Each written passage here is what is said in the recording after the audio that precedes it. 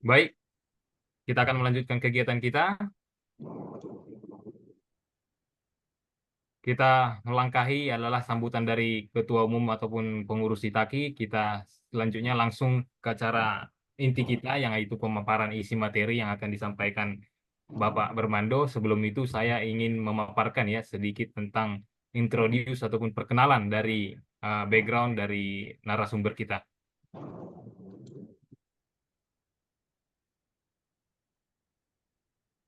Baik, ini sebentar adalah saya bacakan background dari narasumber kita yang bernama Bapak Bermando Mangatur Siagian, STMT. Beliau juga adalah lulusan dari Teknik Sipil Universitas HKBP Nomensen Medan di tahun 2005, dan S2 beliau adalah Teknik Sipil juga di ITB tahun lulusan 2012. Beliau juga mempunyai beberapa sertifikat di bidang konstruksi, ahli manajemen konstruksi Madya, ahli manajemen proyek Madya, SDA Madya, teknik landasan terbang Madya, teknik bangunan gedung Madya, dan ahli teknik jalan Madya. Dan di sini beberapa pengalaman yang kita bisa lihat Bapak Ibu, dan beliau juga sudah berpengalaman sangat lama di dunia konstruksi, dan ini sebuah peluang bagi kita untuk mendapatkan keilmuan beliau untuk dapat kita terapkan di dalam dunia konstruksi kita juga, di dalam pekerjaan kita juga. Beliau juga seorang dosen teknik sipil di salah satu university, yaitu adalah Universitas Krisnadipayana, yang bertempat ataupun berlokasi di Jatiwaringin ya Bapak Ibu, yang ada di Bekasi. Baik, sekian pemaparan ataupun pembacaan background dari pembicara kita. Saya serahkan untuk dapat membacakan ataupun mempresentasikan materi kita. Kami serahkan waktu ya Bapak Bermando. Silahkan. Baik, cek tes 1 2. Apakah terdengaran suara saya? Bersih Pak, lanjut Pak. Baik, izinkan saya untuk share screen Bapak Ibu terkait materi kita pada siang hari ini.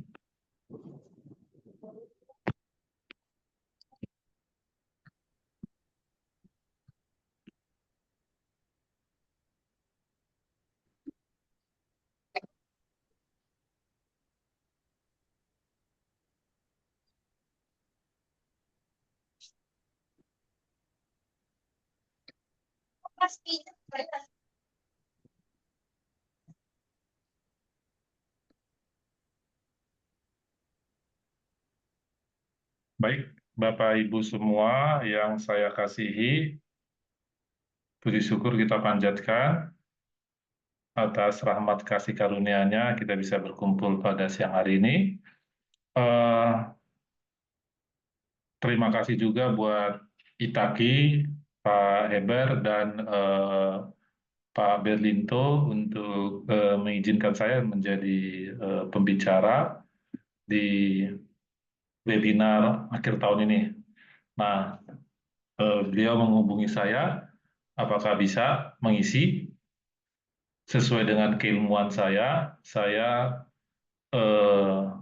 mengisinya, mengiyakan dan mengisinya dengan materi yang sudah sering saya lakukan ya di proyek.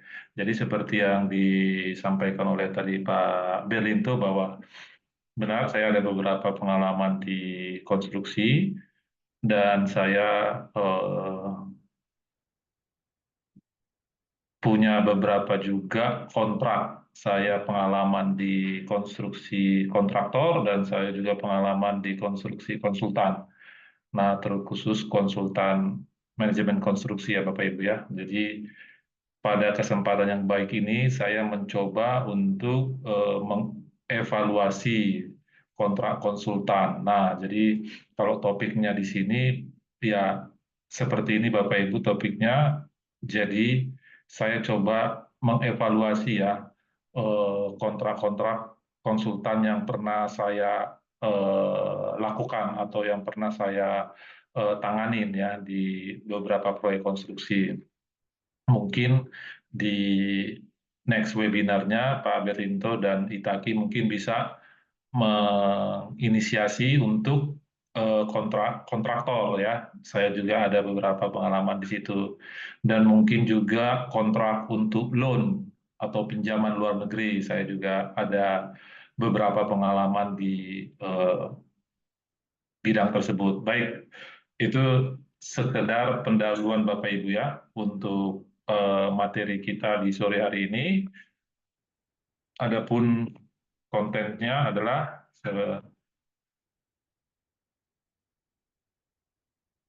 nah, ini akan yang saya bahas mulai dari proyek konstruksi sampai nanti kira-kira hasilnya ya di analisa menggunakan FIDIC ya.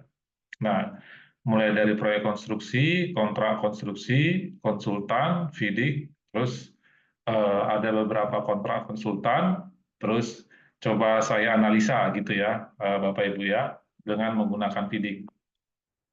Nah, mungkin ini secara singkatnya Bapak Ibu semua juga sudah tahu lah ya tentang proyek konstruksi. Jadi proyek konstruksi itu adalah serangkaian aktivitas. Jadi ada ciri-ciri utamanya yaitu berorientasi pada hasil akhir. Jadi konstruksi itu, proyek itu tidak ada tujuannya berulang-ulang Bapak Ibu ya. Tujuan utamanya adalah hasil akhir, produknya apa gitu, bangunankah, gedungkah, jembatankah, salurankah. Nah, itu ada beberapa contoh teman-temannya. Jadi bukan seperti pekerjaan industri, ya mungkin industri buat lemari es yang berulang-ulang gitu ya. Nah, kalau proyek konstruksi Izin, unik, izin Bapak, ya. mungkin bisa di slideshow yang di biar full screen dia, Oh, slideshow.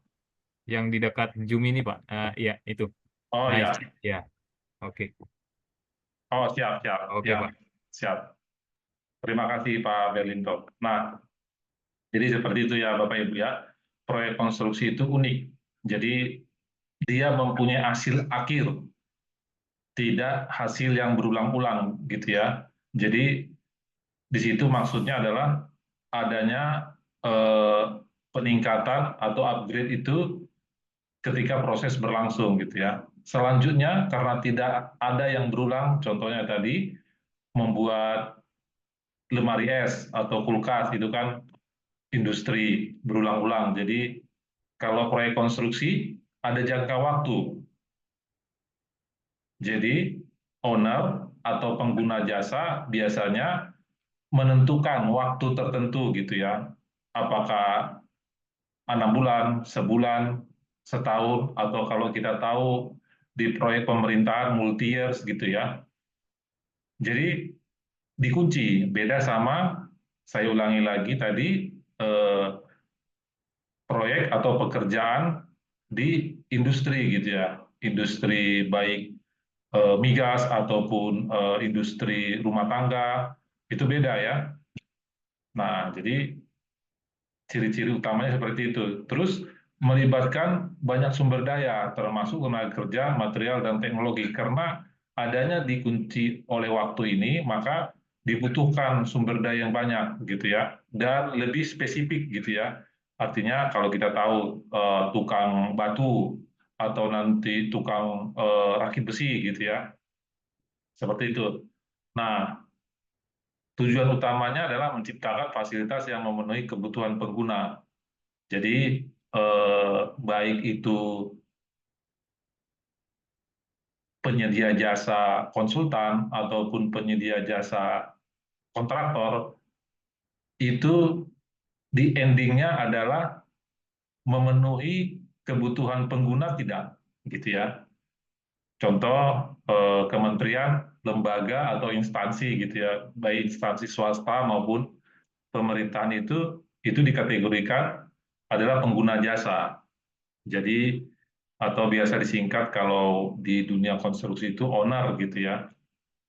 Nah, ekspektasi mereka itu sudah terpenuhi nggak ya? Nah, terus menyelesaikan pekerjaan dengan biaya waktu dan kualitas yang ditentukan. Nah, di sini saya mau mendeskripsikan dengan kata kualitas yang ditentukan. Jadi, disinilah peranan seorang konsultan. Salah satunya, Bapak Ibu ya. Disinilah peranan salah satunya adalah kualitas harus ditentukan sebelumnya, yaitu sebelum proyek ini dimulai gitu ya. Jadi kualitas itu contohnya untuk beton FC berapa itu sudah harus ditentukan sebelumnya, atau sekarang sedang digalakkan ketika zaman pemerintahan sebelumnya dengan kata-kata TKDN gitu ya, tingkat kandungan dalam negeri, itu sudah harus memenuhi kalau nggak salah saya 40%-an gitu ya, itu sudah harus memenuhi gitu. Itu berkaitan dengan kualitas juga. Nah, terus spek untuk materialnya juga harus sudah ditentukan sebelumnya. Contohnya mungkin untuk AC, dia harus ditentukan dengan menyebutkan spek, tapi tidak menyebutkan merek gitu ya. Nah, peranan di konsultan ini adalah salah satunya menentukan kualitas. Baik Bapak Ibu untuk mempersingkat waktu juga, saya mencoba mempresentasikan. Nah, tahapan proyek konstruksi, seperti saya bilang tadi sebelumnya adalah mulai dari perencanaan.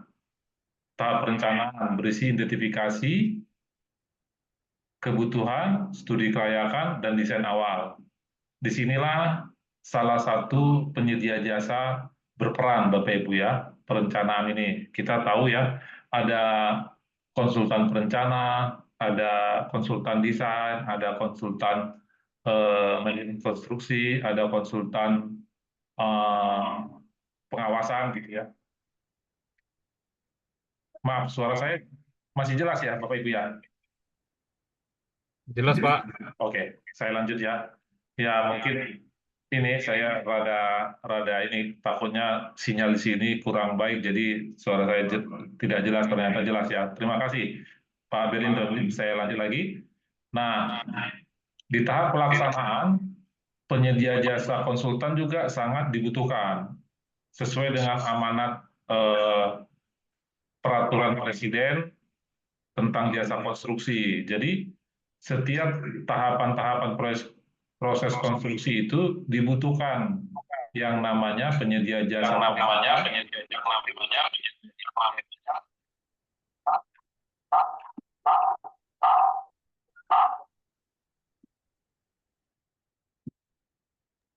Bisa saya lanjut Lanjut, lagi Pak. ya? Siap.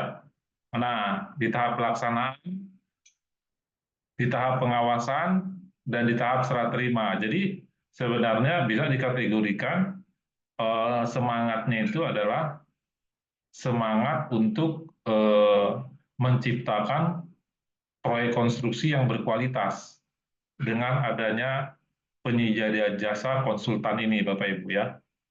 Itulah semangatnya. Jadi eh, atau biasa disebut kalau di lapangan itu, di lapangan proyek umumnya biasa disebutkan tangan kanan owner adalah konsultan gitu ya. Itu hal-hal umum disebutkan di proyek gitu ya. Nah, semangatnya ini tujuannya adalah untuk menciptakan proyek konstruksi yang berkualitas gitu ya Bapak Ibu ya. Bukan yang sembarang asal jadi, bukan seperti itu. Nah, balik lagi ke proyek konstruksi. Jadi komponen utamanya itu mulai dari struktur fisik, material, dan peralatan. Jadi saya yakin dan percaya bapak-bapak yang ada di sini, rekan-rekan yang ada di sini, semuanya pernah terlibat dalam proyek konstruksi. Jadi konstruksi apapun itu, baik gedung, jalan, jembatan, atau apapun itu selalu tertera yang seperti yang saya tampilkan, mengandung komponen utama beton, baja, kayu dan lainnya, alat berat dan teknologi yang lainnya gitu ya. Ini adalah hal-hal yang umum ditemukan di proyek konstruksi. Nah, seperti yang saya bilang tadi di awal, pihak yang terlibat dalam proyek konstruksi itu disebutkan owner atau pengguna jasa.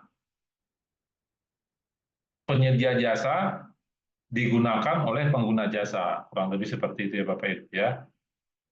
Jadi semangatnya adalah owner ini umumnya hanya mempunyai modal gitu ya, dan ada kebutuhan-kebutuhan gitu.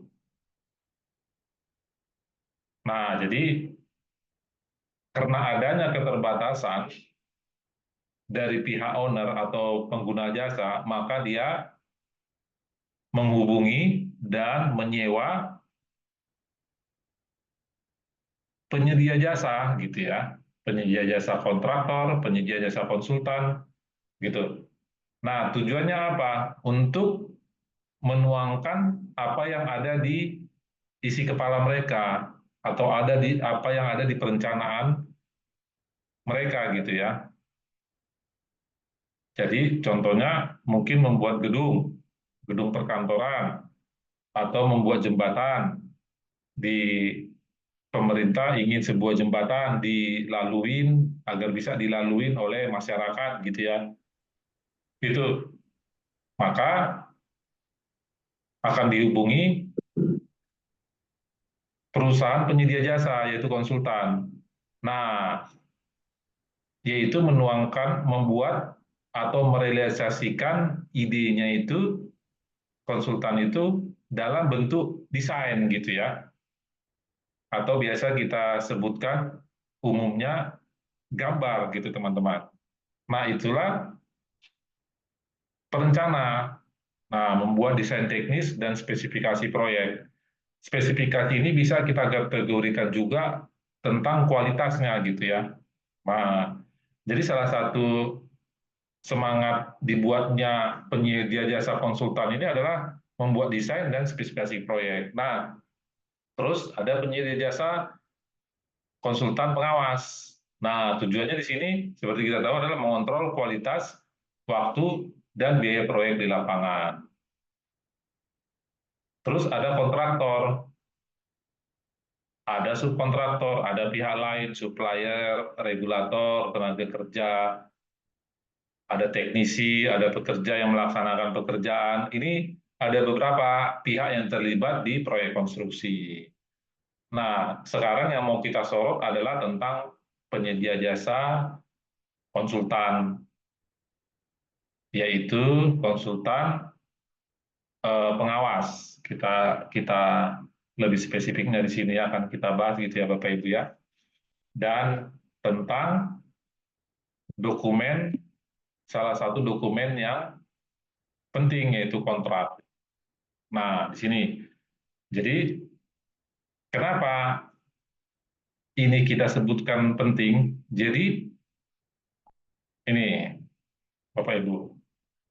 Jadi menurut Friedman, kontrak adalah seperangkat hukum yang mengatur aspek tertentu dari pasar dan jenis perjanjian tertentu. Nah, menurut Prof. Dr. Yesogar, kontrak ditujukan untuk hubungan komersial, sedangkan perjanjian yang menekankan pada suatu perbuatan yang cakupannya lebih luas. Nah, berangkat dari kedua pengertian di atas, maka disebutkan adalah kesepakatan antara dua orang atau lebih mengenai hal-hal tertentu yang disetujui oleh kedua belah pihak tersebut dan diatur oleh KUHP. Nah, jadi adanya kesepakatan antara dua pihak, pihak penyedia jasa dan pihak pengguna jasa, atau pihak owner dan pihak konsultan gitu ya. Nah, kontrak dalam konstruksi berdasarkan kontrak konstruksi didefinisikan sebagai kontrak yang dinegosiasikan secara khusus untuk konstruksi atau kelompok aset yang berkaitan erat atau saling tergantung dalam hal desain, teknologi, dan fungsi atau tujuan dan penggunaan.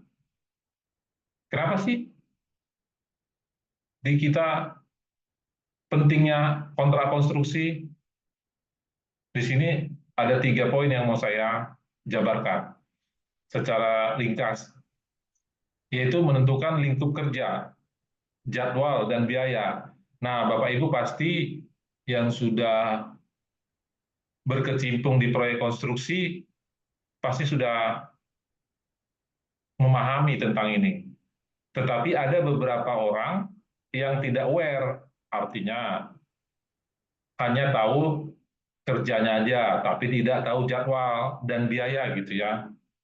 Mungkin untuk staf quantity, dia hanya tahu tentang biaya karena berkaitan sama quantity gitu ya. Tetapi dia tidak tahu lingkup kerjanya apa dan jadwalnya bagaimana gitu ya. Demikian juga mungkin supervisor. Nah, supervisor hanya tahu lingkup kerja dan jadwal, tetapi tidak mengetahui biayanya gitu ya. Terus menjaga akuntabilitas semua pihak gitu. Nah, akuntabilitas di sini maksudnya adalah pihak pengguna jasa dan pihak penyedia jasa itu saling menjaga hak dan kewajibannya apa dan dipenuhi gitu. Dan tidak sembarangan membocorkan atau menyampaikannya di luar dari para pihak-pihak ini gitu ya, pihak yang berkontrak. Jadi secara ringkas ini poin kedua ini disebutkan adalah menjaga kerahasiaan. Hanya yang terlibat yang boleh tahu gitu. Di luar dari itu tidak boleh. Kita tahu ya, biasanya kalau di proyek-proyek lumayan gede, biasanya itu LSM jadi sorotan, terus ormas setempat jadi sorotan gitu ya. Ya, adalah beberapa pihak yang mencoba ingin mengetahui proyek tersebut. Proyek tersebut seperti gula gitu ya, banyak akan dikerumuni semut gitu ya, karena sumber sumber uang di situ gitu ya. Jadi ormas, LSM itu akan berbondong-bondong coba untuk masuk dengan cara mereka gitu. Nah, poin ketiganya mengurangi risiko perselisihan selama proyek berlangsung. Nah, yang ketiga ini coba yang akan kita detailkan Bapak Ibu. Nah, sekarang sudah mulai ini ya, mulai dari proyek konstruksi tadi, selanjutnya tentang dokumen. Nah, sekarang lebih detail lagi kita berbicara tentang risiko. Nah, itulah Bapak Ibu yang mau kita bahas kurang lebih pada kesempatan yang baik ini. Sebenarnya di kalangan pengusaha atau di kalangan ya kita sebutlah pengusaha ya, kontraktor gitu ya, pengusaha konsultan gitu ya. Semakin besar risiko, maka semakin besar keuntungan gitu. Itu adalah apa yang saya sebutkannya seperti quote yang tidak tertulis gitu. Nah, tetapi pengusaha-pengusaha ini harus cerdik dalam mengelola risiko. Disitulah pentingnya kita memahami tentang kontrak, Bapak Ibu. Karena tertuang di situ risiko-risiko yang harus kita terima sebagai penyedia jasa konsultan gitu ya.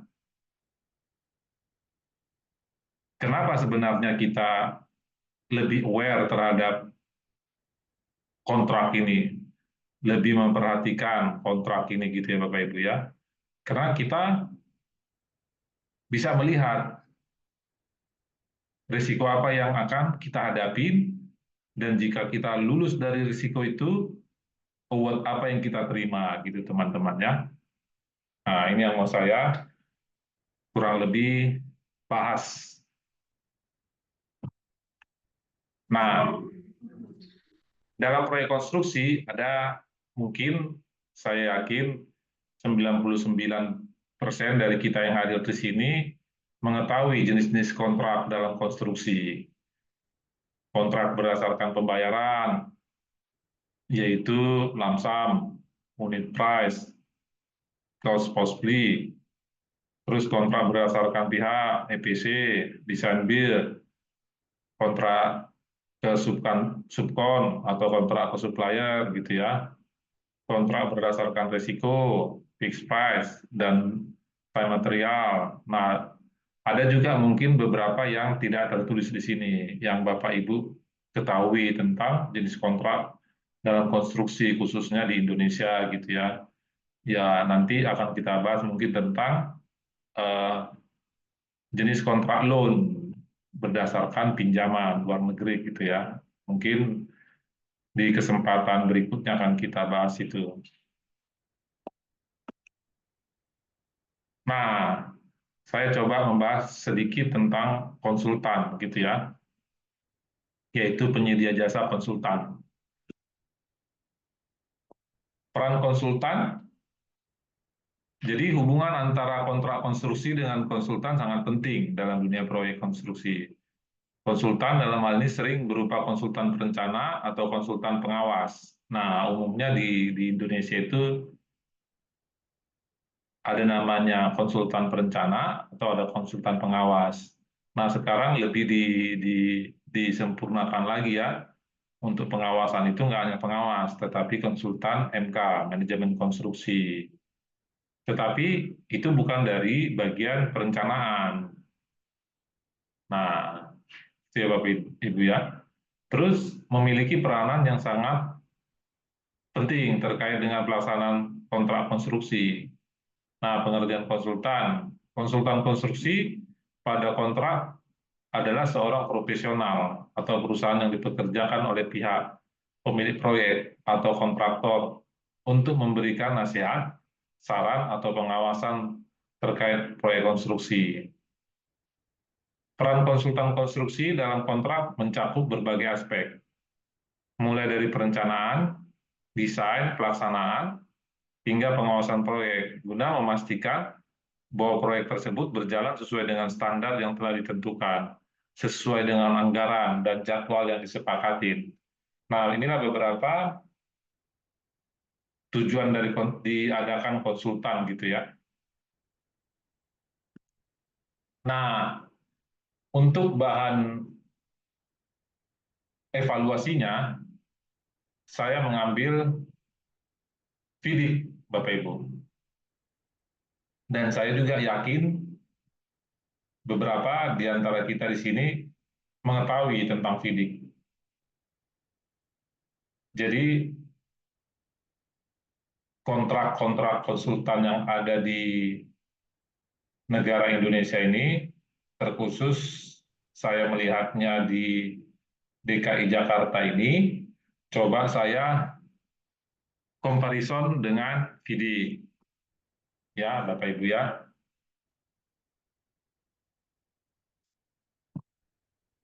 Apa itu FIDIC?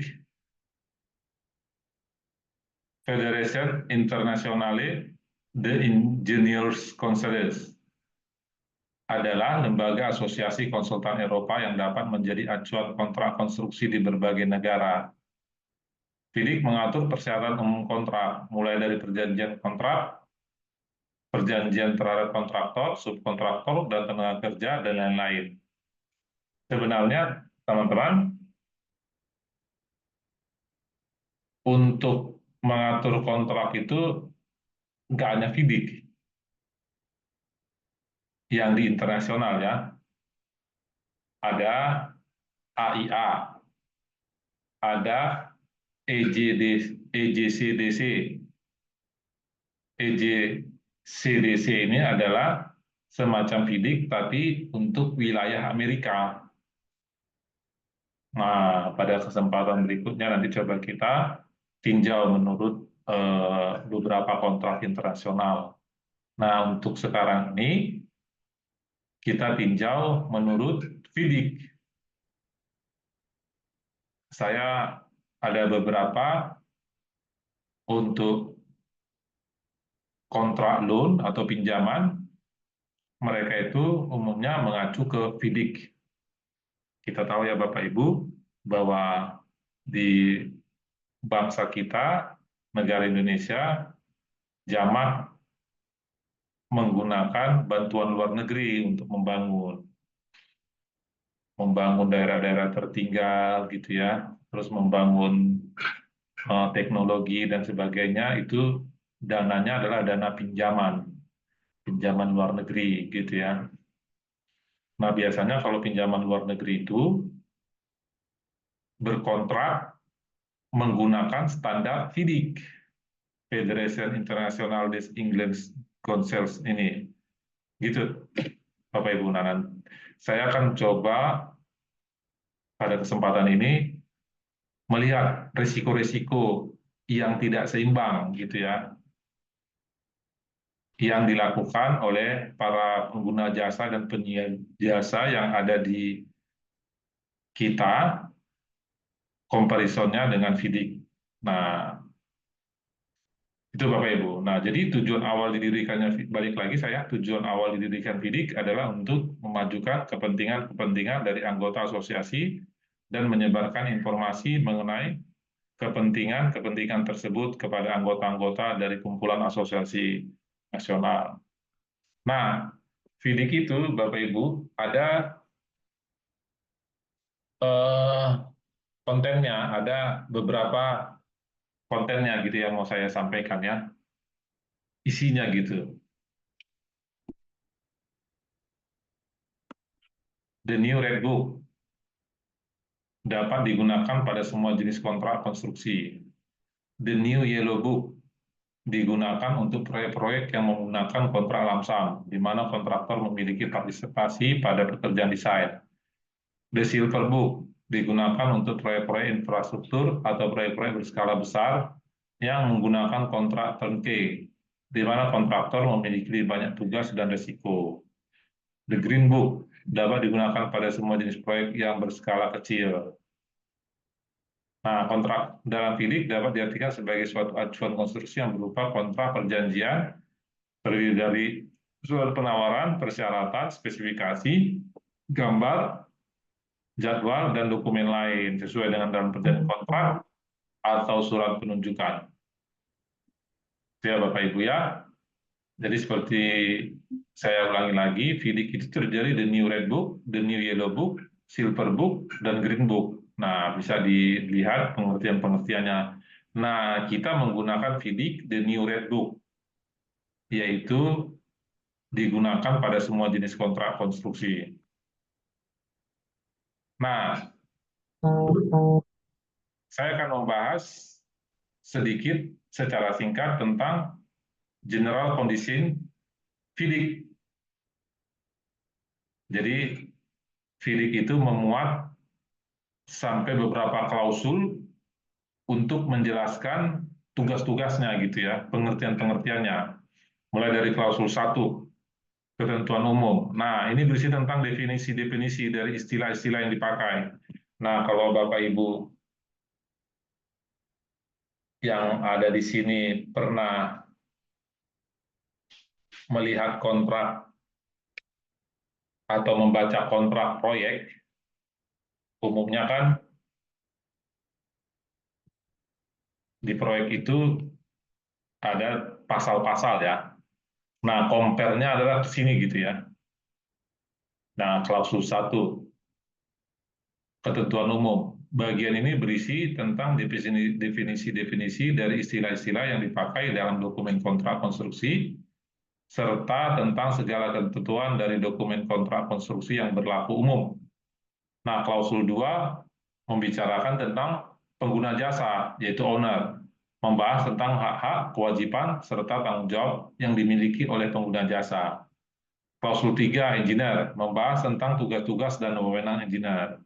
Klausul 4, kontraktor, membahas tentang kewajiban umum kontraktor, serta hubungan kerjasama kontraktor dengan wakil kontraktor, subkon, serta dengan personil lain. yang ditugaskan oleh pihak pengguna jasa. Klausul 5, subkon yang dinominasikan. Nah, bagian 6, staf dan buruh membahas mengenai mulai dari pengaturan untuk pekerjaan staf sampai staf personil kontraktor. Bagian 7, peralatan dan tenaga kerja. Bagian 8, mulai pekerjaan, keterlambatan, dan penghentian. Bagian 9, pengujian pada akhir pekerjaan. Bagian 10, serah terima pada pengguna jasa. Bagian 11, tanggung jawab atas cacat mutu. Nah, ini juga jadi concern setiap yang mengikat kontrak ya. Bagian 12, pengukuran dan evaluasi. Bagian 13, variasi dan penyesuaian. Bagian 14, harga kontrak dan pembayaran. 15, pemutusan oleh pengguna jasa. Ini artinya jika one prestasi gitu ya. Bagian 16, penghentian dan pemutusan oleh kontraktor. Bagian 17, risiko dan tanggung jawab. Bagian 18, asuransi, sama seperti umumnya kontrak kita. Jadi pada umumnya juga kontrak kita itu mengatur tentang jaminan atau biasa kalau di FIDIK-nya disebutkan asuransi gitu ya, yaitu untuk membicarakan keamanan jika terjadi sesuatu gitu ya. Keadaan kahar, klaim, sengketa, dan arbitrase. Nah, itulah ada 20 artikel atau 20 bagian dalam FIDIK. Nah, klausa umum mengatur definisi, interpretasi, dan hubungan dokumen dalam kontrak ataupun subkontraknya. Terus mengatur format komunikasi harus tertulis dan disepakati kedua belah pihak. Klausa 1.9, kontraktor memiliki hak untuk meminta informasi dari pengguna jasa yang diperlukan untuk melaksanakan pekerjaan. Nah, jadi saya coba melihat, tapi untuk di sini sementara teman Bapak Ibu, teman-teman yang saya kasih, saya ada memegang beberapa kontrak, tetapi izin saya membacakan ya, tetapi tidak saya tampilkan karena ini adalah konfidensial. Jadi saya ada beberapa kontrak yang saya pegang selama ketika saya bekerja di penyedia jasa konsultan gitu ya. Jadi seperti pada umumnya Bapak Ibu, saya membahas sedikit dari isi kontraknya. Hal-hal umum terdapat pada kontrak konsultan, mulai dari pasal 1, sebelumnya mungkin keterangan untuk perjanjiannya menyebutkan pihak 1 dan pihak 2, kemudian pasal 1 ruang lingkup pekerjaan, pasal 2 lokasi pekerjaan, pasal 3 pelaksanaan pekerjaan, pasal 4 itu ada standar operasional prosedur dan service level agreement. Pasal 5 ada jangka waktu, pasal 6 itu ada biaya pekerjaan dan tata cara pembayaran. Nah, pasal 7 laporan dan bentuk-bentuk laporan. Jadi laporan mingguan, laporan bulanan, terus laporan trimester gitu ya, laporan akhir tahun sama laporan final diatur di sini ya. Terus pasal 8 tenaga kerja. Selanjutnya pasal 9 pemberitahuan tentang surat menyurat. Terus pasal 10 ketentuan lain-lain.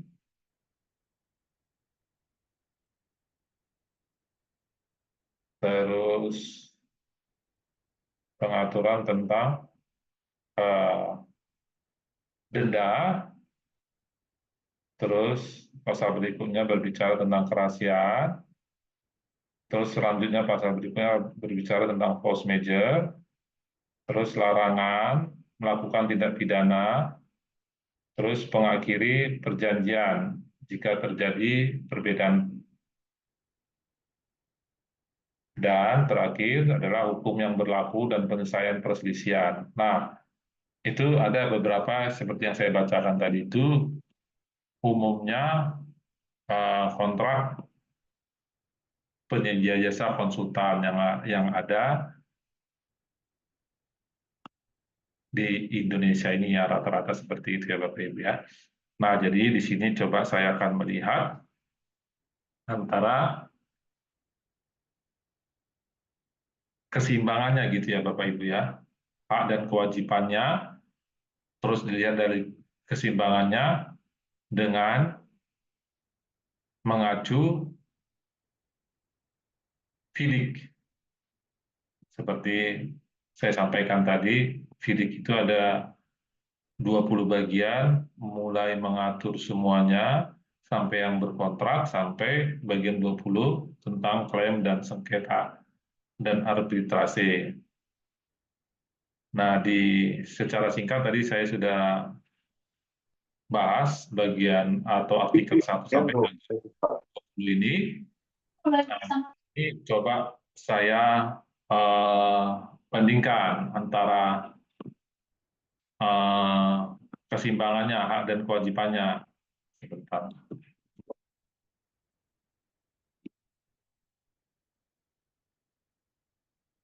Jadi, hak dan kewajiban pengguna, subklausa 21, hak untuk memasuki lapangan.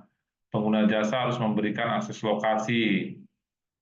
Terus subklausa 2.3, di FIDIK-nya, pengguna jasa harus memastikan personelnya bekerja sama dengan kontraktor dan tidak menghalangi pekerjaan. Subklausa 2.5, pengguna jasa memiliki hak untuk mengajukan klaim.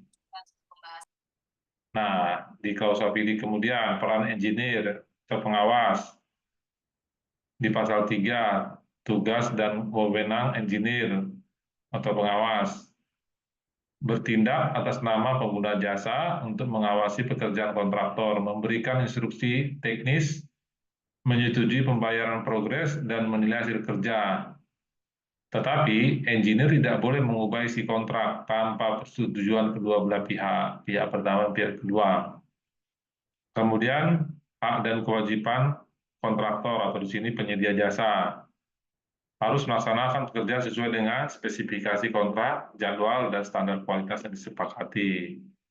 Harus menunjukkan wakil yang kompeten di lokasi proyek untuk menangani koordinasi harian dan komunikasi teknis dengan pengguna jasa.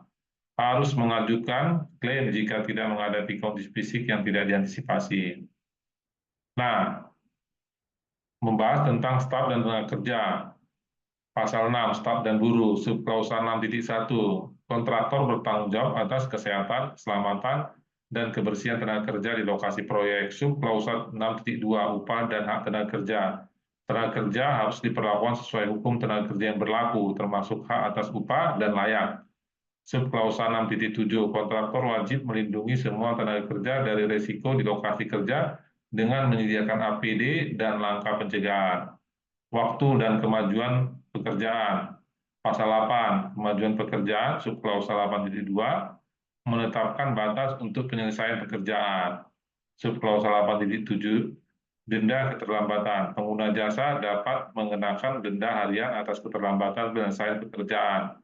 Subklausa 8.4, panjang waktu. Kontraktor dapat mengajukan permohonan perpanjangan waktu apabila terdapat kondisi force majeure atau perubahan kontrak. Nah, klaim dan penyelesaian sengketa, pasal 20, klaim dan penyelesaian perselisihan, subklausa 21, klaim oleh kontraktor. Kontraktor harus memberikan pemberitahuan dalam jangka waktu tertentu jika ingin mengajukan klaim atas biaya tambahan atau perpanjangan waktu. Subklausa 20.4, dispute adjudication board. Jika terjadi perselisihan, para pihak dapat membawa masalah tersebut ke DAB sebagai langkah penyelesaian sebelum arbitrase.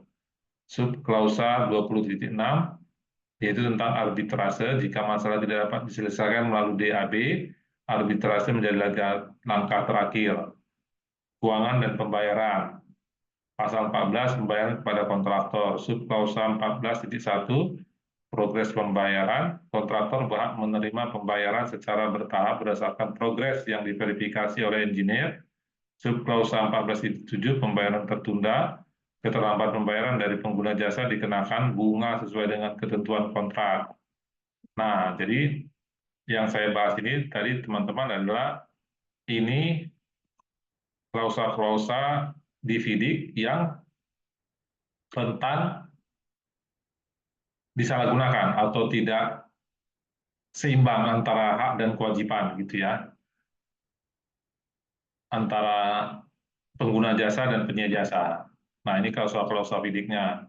Dari sini tadi klausul 1 sampai klausa 20 atau bagian 20 ini lebih di breakdown lagi tentang klausa umum, hak dan kewajiban pengguna jasa, peran engineer, hak dan kewajiban kontraktor, staf dan tenaga kerja, waktu dan kemajuan pekerjaan, klaim dan penyelesaian sengketa, keuangan dan pembayaran.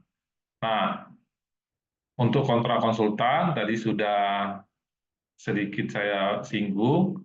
Kontrak konsultan umumnya di negara kita dan lebih spesifiknya di eh, seputaran Jabodetabek ya. Tadi saya sudah umumkan tentang adanya terdapat 20 pasal perjanjian. Tadi saya sebutkan dari para pihak sampai hukum yang berlaku dan penyelesaian perselisihan. Nah, di sini umumnya mulai dari ruang lingkup pekerjaan, standar operasional, laporan, ketentuan lain-lain, pernyataan dan jaminan, tadi saya sebutkan juga ada asuransi, kerahasiaan, disclosure, pengakhiri perjanjian, tadi sudah saya sebutkan, lokasi, jangka waktu, tenaga kerja, pengawas dan pimpinan lapangan, pajak dan biaya lainnya, force majeure, perselisihan, penyelesaian perselisihan. Nah, penyelesaian perselisihan, kalau tadi menurut FIDIK, arbitrase, ya, pelaksanaan pekerjaan, biaya pekerjaan, pemberitahuan, tanggung jawab, denda, terorisme, pencucian uang, dan penyuapan. Ini umumnya yang ada di kita ya, di Indonesia atau di seputaran Jabodetabek untuk kontrak-kontrak pengguna jasa, penyedia jasa, maaf, antara pengguna jasa dan penyedia jasa. Nah, jadi saya coba menganalisa dengan FIDIK tadi yang ada 20 subklausa tadi, atau 20 artikel Bapak Ibu ya. Jadi saya analisa apakah sudah hak dan kewajibannya seimbang antara pengguna jasa dan penyedia jasa. Nah, ini coba saya tampilkan Bapak Ibu ya. Tetapi begini Bapak Ibu, ini saya sebutkan adalah ada beberapa kontrak konsultan atau pengguna jasa yang saya pegang gitu ya, yang saya ketahui, saya pegang datanya ketika saya bekerja gitu ya. Mungkin saja yang pernah Bapak Ibu alami berbeda gitu ya, tetapi saya pastikan tidak berbeda jauh dari yang saya analisis ini, karena seperti saya sebutkan tadi, umumnya di Jabodetabek berkontrak antara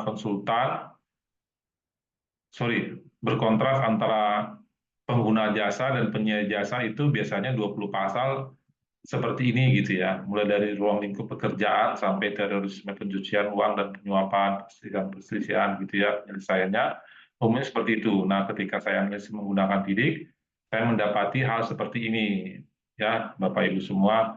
Nah, bisa aja mungkin orang Bapak Ibu ketika menganalisisnya ada beberapa poin tambahan dari sini.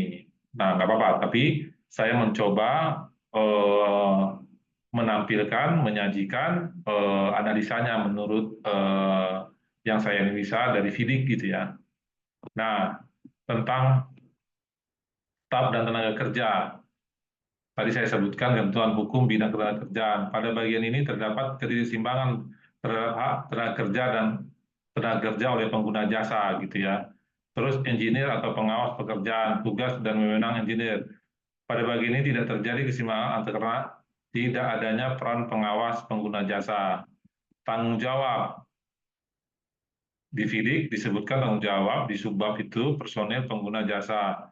Pada bagian ini terjadi ketidakseimbangan karena tidak terdapat penjelasan mengenai tanggung jawab pengguna jasa. Ya, ini umumnya seperti ini yang kita temukan ya Bapak Ibu di proyek itu ya. Artinya pengguna jasa auto owner itu tidak secara gamblang disebutkannya, tetapi umum di proyek itu adalah gua lo owner gitu, lu harus ikut gua gitu ya. Nah, seperti itu umumnya. Jadi tugas dan tanggung jawab pengguna jasa ini blur, tidak jelas gitu ya ininya ya. Karena adanya ketakutan dari penyedia jasa tidak mengikuti sesuai dengan kontrak, maka tidak mendapatkan proyek di kemudiannya gitu, atau dipersulit gitu. Nah, tetapi itu hanya ketakutan-ketakutan. Nah, kalau menurut dokumen-dokumen yang berlaku, kayak FIDIK dan dokumen kontrak, ini jadi namanya ketidakseimbangan gitu ya. Atau yang kita bahas tadi tentang risiko. Nah, inilah teman-teman ujungnya jadi risiko yang harus ditanggung oleh penyedia jasa, baik kontraktor maupun konsultan gitu ya. Nah, kesimpulan dari materi ini adalah pentingnya kontrak dalam proyek konstruksi sebagai perjanjian formal untuk mendefinisikan lingkup kerja, jadwal, dan biaya, serta mengurangi risiko perselisihan. Saya sebutkan tadi di awal, teman-teman, bahwa risiko itu semakin gede, maka semakin gede profit. Itu tidak tertulis, tetapi biasanya seperti itu ya yang kita hadapi di lapangan. Tetapi sebagai pengusaha, dan itu akan dialirkan semangat itu kepada orang-orang di lapangan, maka bagaimana caranya meminimalisir resiko. Nah, kita sudah tahu tadi, salah satunya adalah kita harus paham benar isi kontrak. Apa hak dan kewajiban kita, apa hak dan kewajiban pengguna jasa gitu. Nah, selanjutnya konsultan konstruksi berperan dalam memastikan kualitas, efisiensi, dan kepatuhan proyek terhadap standar dengan panduan acuan internasional seperti FIDIK yang mengatur keseimbangan hak dan kewajiban antara pengguna jasa, kontraktor, dan engineer atau konsultan di sini Bapak Ibu. Nah, sedikit saya sebelum menutup dan mengakhiri eh, presentasi saya ini, itulah Bapak Ibu, saya mau menyampaikan bahwa harus adanya perubahan di Indonesia ini ya tentang kontrak. Jadi agar seimbang antara hak dan kewajiban, maka harus perlu ditindaklanjutin ke depannya bagaimana agar ini seimbang gitu ya. Tadi sudah saya sebutkan, saya ada beberapa pengalaman berkontrak dengan luar negeri, mereka itu concern, perhatian terhadap FIDIK ini gitu ya. Jadi memang benar-benar sudah mengacu sama FIDIK. Salah satu contoh, ketika telat pembayaran, itu diakomodir sama FIDIK. Owner atau pengguna jasa harus menerima resikonya ketika dia telat bayar. Gitu ya Bapak Ibu ya. Dan saya pernah mengalami seperti itu. Tetapi umumnya di kita, pengguna jasa atau owner itu hanya mengatakan maaf ketika telat pembayaran. Padahal sudah diatur di FIDIK bahwa siapa yang mengingkari, maka dia harus menerima resikonya. Gitu ya Bapak Ibu ya. Jadi sangat sangat nanti di lain kesempatan atau Bapak Ibu bisa membaca tentang FIDIK lagi, di situ akan dijelaskan runut tentang hak dan kewajiban ini. Untuk sementara seperti itu dulu Pak Benito, sekarang nggak apa-apa, kita buka ruang tanya jawab, boleh? Izin saya stop share dulu ya. Ya, Pak. Baik, terima kasih kepada Bapak Berbando yang sudah memaparkan materi terkait evaluasi risiko ya kontrak konsultan pada proyek konstruksi. Mungkin dan tidak mungkin lagi, tapi saya rasa banyak ini pertanyaan terkait materi kita hari ini dan saya lihat banyak juga para uh, pelaku lapangan ya Bapak Ibu yang bisa kita diskusikan pada saat ini. Kami kasih waktu dan ruang untuk bisa bertanya langsung kepada narasumber kita. Silakan Bapak Ibu.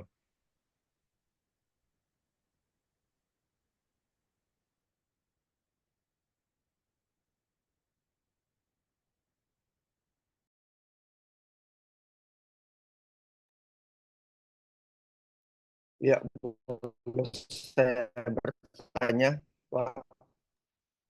Silakan Pak Agung, silakan.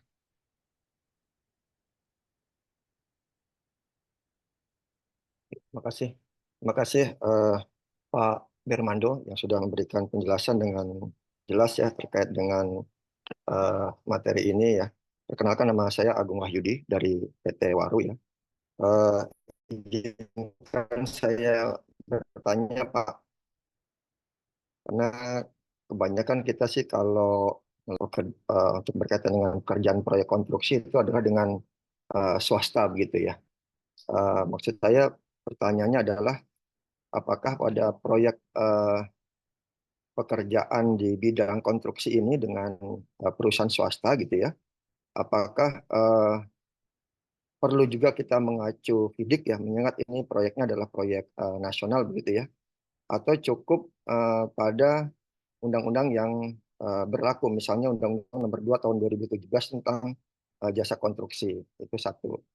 Yang kedua, apakah pada saat kita mendapatkan eh, perjanjian kontrak ya atau SPK gitu ya, apakah boleh kita memberikan masukan-masukan terkait dengan keseimbangan hak dan kewajiban antara penyedia dan pengguna jasa konstruksi, misalnya dalam hal pengguna jasa konstruksi telat melakukan pembayaran.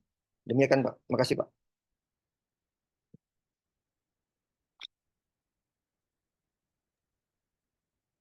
Baik, terima kasih Bapak Agung. Salam kenal Pak Agung. Saya akan mencoba menjawab poin pertama. Baik Pak, Tetapi, salam kenal Pak. salam kenal Pak. Tetapi kembali lagi yang saya sampaikan ini Pak adalah pengalaman Pak ya, pengalaman yang saya alami eh, lebih banyak seperti itu Pak ya. Eh, saya sampaikan ini adalah lebih banyak berdasarkan pengalaman. Jadi sama seperti yang saya bilang tadi, bahwa secara tidak tertulisnya Pak ya, di lapangan itu atau aktualnya teknisnya itu banyak para penyedia jasa ini tanda kutip ketakutan gitu Pak ya.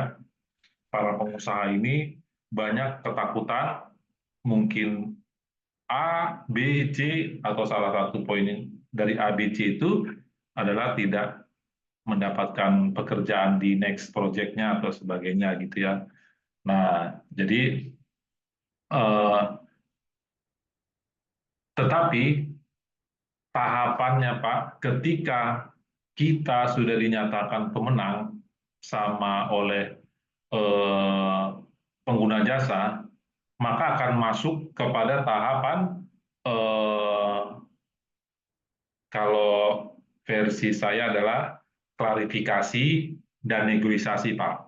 Nah, biasanya kan seperti itu. Kita akan dikirimin sebundel dokumen untuk kita pelajarin, tetapi di situ sudah memang sebenarnya kita dinyatakan pemenang gitu. Nah, di sini yang saya sebutkan bisa ruang terjadi diskusi, Pak. Nah, disinilah untuk menjawab poin yang pertanyaan Pak yang pertama tadi, apakah bisa mengacu ke FIDIK atau ke Undang UU JK nomor 2 tahun 99 ya, kalau nggak salah Pak, jasa konstruksi itu. Nah, ini memang juga harus kita, menurut saya, harus kita pelajarin matang-matang Pak ya. Karena balik lagi kepada ketakutan yang kita ini. Nanti kita bilang salah satunya tentang klaim konstruksi itu, waduh, nanti bagaimana gitu. Tetapi kalau saya sih menyampaikannya Pak, kita sampaikan bahwa standar yang benar itu, yang baik itu memang FIDIK gitu ya. Tetapi komunikasinya itu sangat penting. Nah, makanya nanti di kedepannya ini saya sih berharap pemangku kebijakan, PUPR, dan ahli kontrak yang terlibat nanti semakin FIDIK ini digalakkan gitu. Jujur saya katakan Pak, saya ada menangani proyek loan, pinjaman luar negeri, itu bahkan mengacu ke FIDIK Pak, tanpa kita sebutkan pun itu FIDIK yang sudah mereka pegang gitu dalam berkontrak. Nah itu Pak. Jadi sangat benar-benar sangat penting lah bagi saya gitu Pak. Jadi pengguna jasa tahu risikonya, penyedia jasa juga tahu risikonya gitu Pak. Nah poin kedua tentang perjanjian kontrak, apakah kita bisa memberikan masukan ke owner gitu Pak ya. Nah, balik lagi kepada poin pertama Pak, saya ininya. Jawaban saya seperti itu, tetapi makanya untuk kedepannya sih saya harap, apalagi ITAK ini ya, mungkin punya peranan penting untuk next step, langkah selanjutnya agar ya FIDIK ini tetap digalakkan gitu Pak. Semangatnya itu tetap kedepannya mungkin beberapa tahun ke depan FIDIK yang memang jadi acuan kita gitu sih Pak. Untuk jawaban saya. Terima kasih Pak Agung. Baik, Pak Bernardo, cukup jelas. Terima kasih.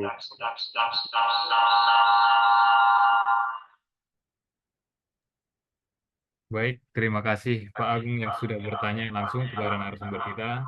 Kita mungkin bisa lanjut kepada Pak Syarkoi ya, Syarkoi Masyur. Ya. Silakan Bapak. Baik ya. Bicara tentang risiko kontrak, saya kira itu sangat luas gitu ya. Saya mempertanyakan tentang risiko kegagalan bangunan ya.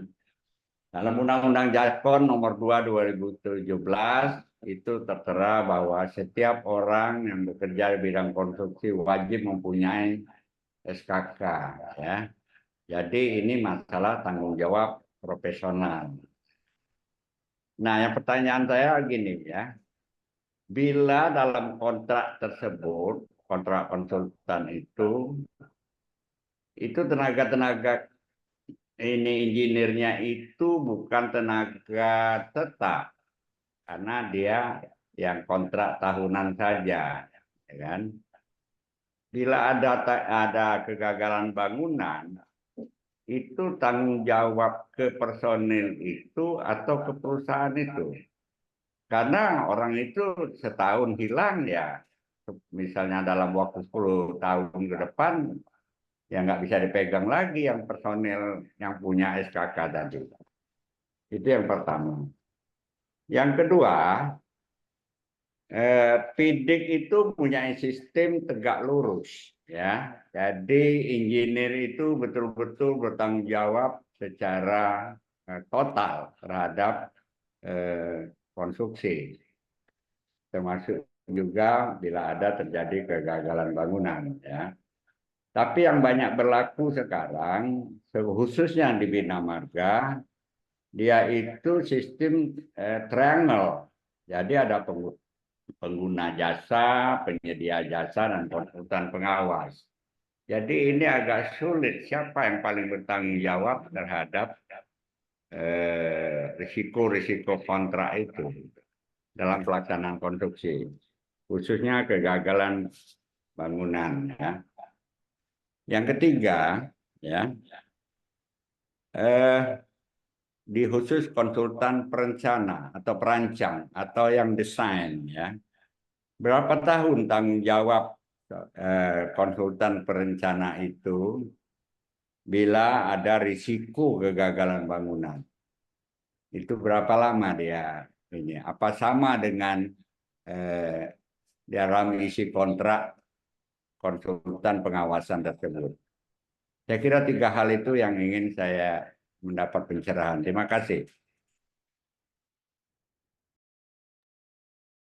Baik, terima kasih Pak Syartowi. Poin 1-2 saya menangkap Pak. Pertanyaan poin ketiga tadi apa Pak? Berapa lama?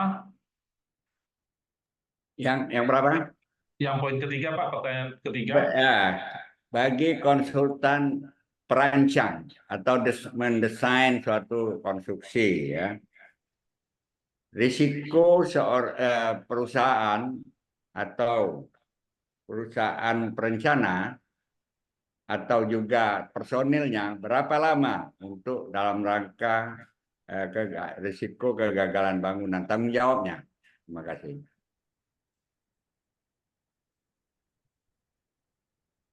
Baik, Pak Syartowi, coba saya bantu jawab Pak ya.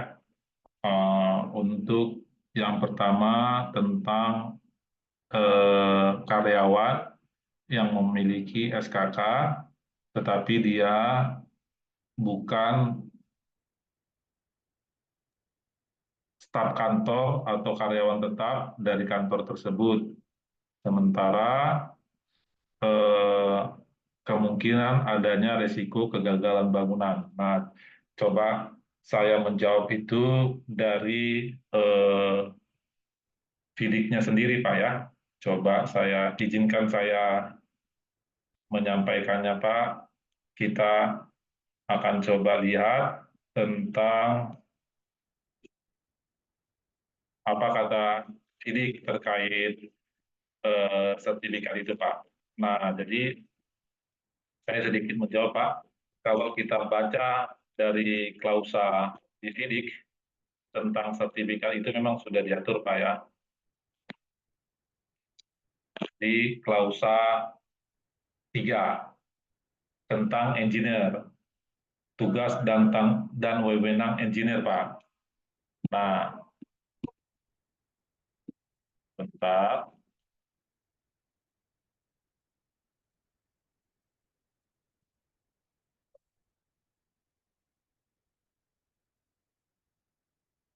Jadi engineer berarti orang yang dituju oleh pengguna jasa untuk bertindak sebagai engineer untuk kepentingan kontrak. Jadi di sini disebutkan yang menunjuk engineer atau biasa kita sebutkan konsultan itu ditunjuk oleh pengguna jasa, sama seperti kontraktor atau penyedia jasa ditunjuk oleh pengguna jasa. Ya, berarti itu poin pertama. Nah,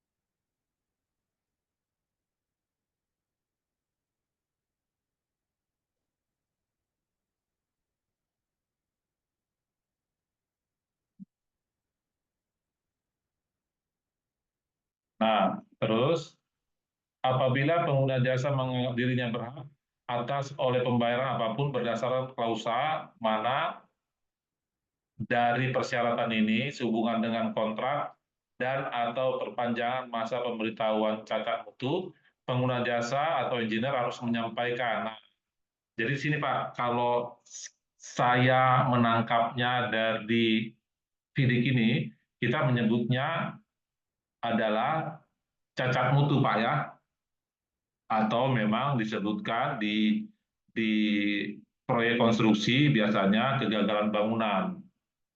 Gitu. Nah, jadi di sini orang yang menentukan juga engineer itu harus mempunyai sertifikat gitu, Pak. Nah, jadi kalau untuk hubungannya itu eh, peraturannya memang harus mempunyai sertifikat.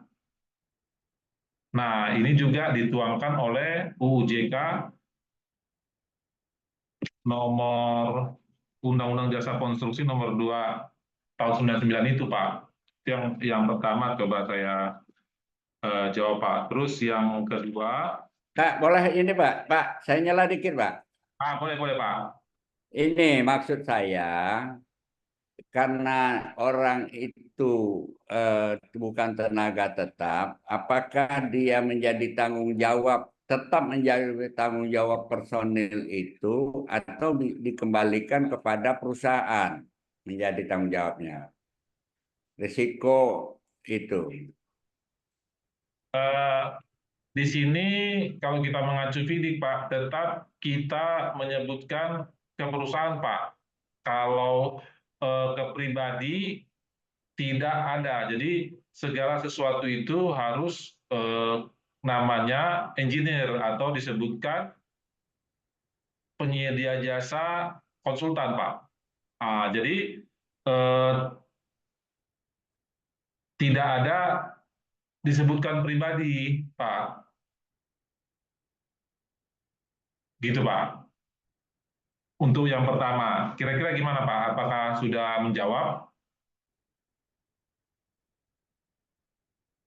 Ya, bila nanti masuk pengadilan, apakah kita tetap memanggil orang yang engineer itu karena atau perusahaan karena dia bukan menjadi tetap, karena tidak tetap dia freelance, dia mungkin tidak ada lagi, bukan harusnya kembali ke perusahaan yang bertanggung jawab. Kalau izin, Pak, kalau mengacu ke FIDIK, tetap namanya disebutkan penyedia jasa konsultan. Penyedia jasa ya. Iya, itu, Pak. Jadi Baik. tidak pernah disebutkan sebagai eh, penyedia jasa independen atau konsultan independen. Jadi tidak ada Pak di FIDIK. Nah, jadi disebutkan di sini gitu loh Pak. Nah, oke. Terus izin Pak, coba saya ini kan pertanyaan nomor 2, jika berkenan coba diralat. Tadi Bapak menyatakan kalau FIDIK kan sistemnya tegak lurus. Sementara salah satu di BUMN, yaitu mungkin Jasa Marga, penyedia jasa, pengguna jasa, kalau terjadi kegagalan bangunan, siapa yang bertanggung jawab gitu ya Pak ya?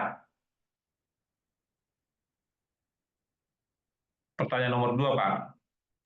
Iya, maksudnya yang berlaku sekarang kita kan ada dua sistem ya, sistem tegak lurus. Jadi di PIDIK itu dia langsung bertanggung jawab terhadap teknis itu, di PIDIK itu langsung engineer gitu ya. Sedangkan yang sering berlaku di Bina Marga khususnya untuk jalan jembatan itu triangle, ada 3 pihak di proyek itu gitu. Nah, kalau PIDIK jelas orang per orang kan. Kalau di triangle itu jadi ada 3 pihak itu di sana gitu yang bertanggung jawab, saya kira. Bagaimana dalam kondisi seperti itu ya? Ya, jadi baik Pak. Kembali lagi, kalau dalam mengacu ke FIDIK, itu memang tanggung jawab di perencana, di konsultan perencananya Pak. Nah, kalau yang Bapak sebutkan, makanya tadi salah satu poin saya menyampaikan, saya mendapatkan dan mempelajari kontrak yang pernah saya alami gitu ya Pak ya, saya sampaikan tadi di presentasi saya, walaupun tidak saya tampilkan beberapa kontrak, cuma saya bacakan aja tadi karena masalah kerahasiaan Pak, jadi tidak izin saya tidak sampaikan, tetapi untuk klausa-klausanya, pasal-pasalnya tadi saya sampaikan. Nah, itulah Pak, makanya kembali lagi ke poin pertanyaan oleh Pak Agung tadi yang pertama. Makanya kita harus melihat dan membaca kontrak tersebut. Kalau dari FIDIK memang penyedia jasa konsultan yang bertanggung jawab. Nah, kalau di jasa marga, jika tertulis seperti itu di kontrak, ya itu yang harus kita jalani, Pak. Kecuali sebelum berkontrak, kita menyampaikan bahwa di menurut FIDIK seperti ini gitu. Karena bagaimanapun Pak, kegagalan bangunan atau biasa disebut di FIDIK adalah cacat mutu, itu tanggung jawabnya adalah tanggung jawab konsultan perencana, gitu Pak.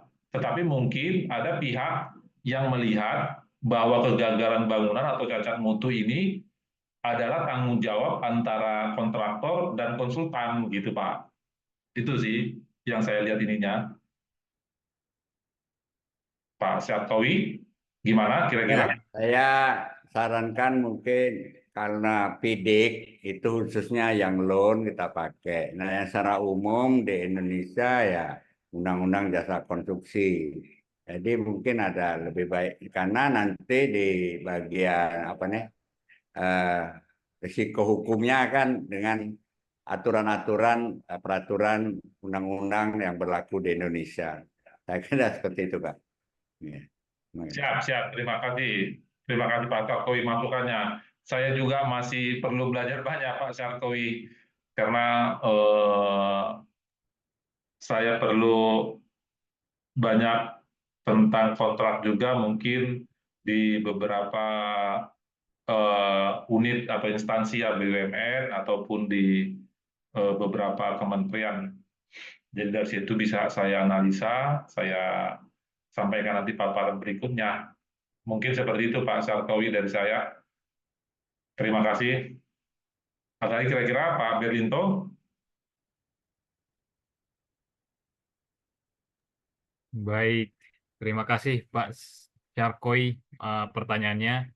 Terima kasih dan mungkin ada beberapa pertanyaan di kolom chat Pak Bermando.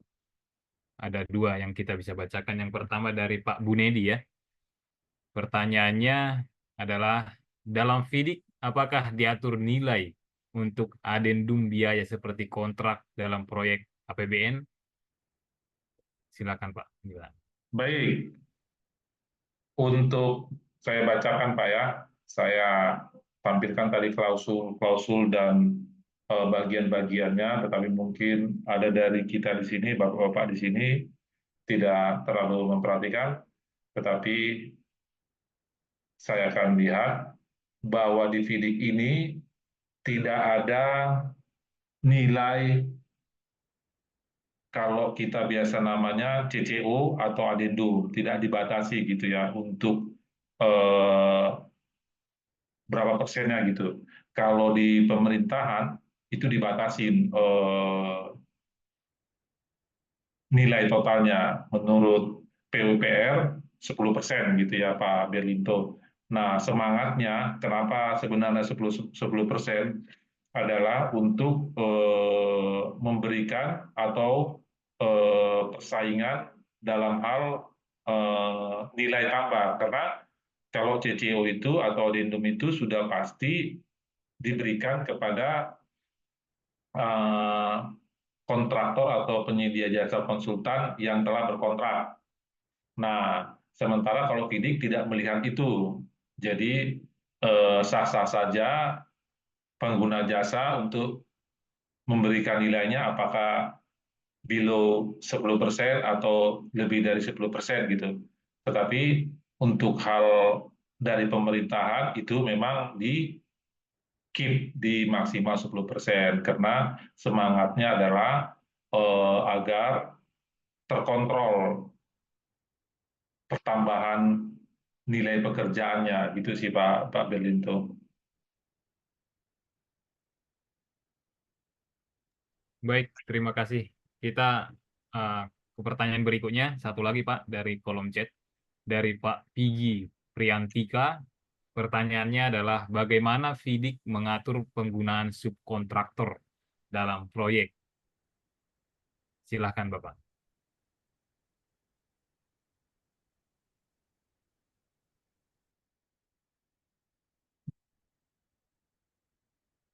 Bagaimana Philip mengatur subkon dalam proyek? Nah, Betul Pak, siap. sebentar Pak Berlinto.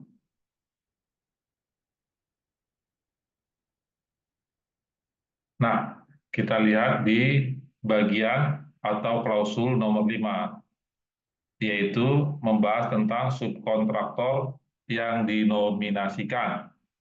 Nah, itu berisi tentang definisi dan subkontraktor didenominasikan. Terus hak pengguna jasa, hak penyedia jasa kontraktor atau hak penyedia jasa konsultan untuk mengajukan dan menolak mengenai subkon yang dinominasikan. Kemudian bagaimana tata cara pembayaran kepada subkontraktor yang dinominasikan. Jadi ini sudah diatur di FIDIK di bagian atau di klausul 5 Pak Berlinto. Jadi yang saya mau jawab adalah itu diserahkan kepada penyedia jasa kontraktor dan penyedia jasa konsultan itu sendiri. Jadi mau bentuk jadi bagaimana itu diserahkan sama penyedia jasa tersebut gitu. Demikian Pak Berlinto. Baik, terima kasih Pak Bermando. Kemungkinan ada dari Bapak Ibu, kami batasi satu pertanyaan lagi. Mungkin dari Bapak Ibu ada pertanyaan yang sudah disiapkan dari tadi. Dipersilakan Bapak Ibu.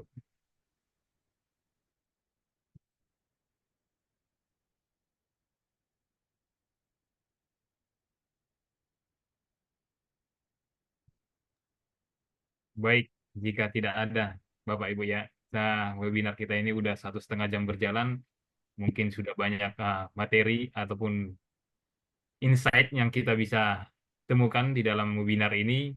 Dan mungkin kalau ada pertanyaan yang lebih lanjut lagi, bisa hubungin kita, Pak Bermando langsung ataupun saya, kita diskusikan lebih lanjut lagi. Baik, sebelum kita mensudahi acara kita ini, kemungkinan bisa kita foto bersama Bapak Ibu. Kita bisa nyalakan kamera kita masing-masing Bapak Ibu. Silahkan.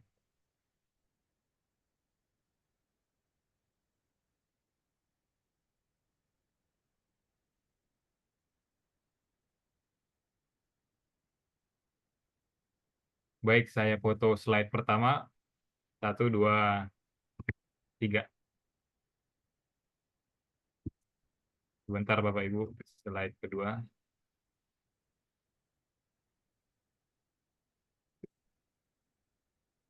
Yang slide kedua, 1, 2, 3.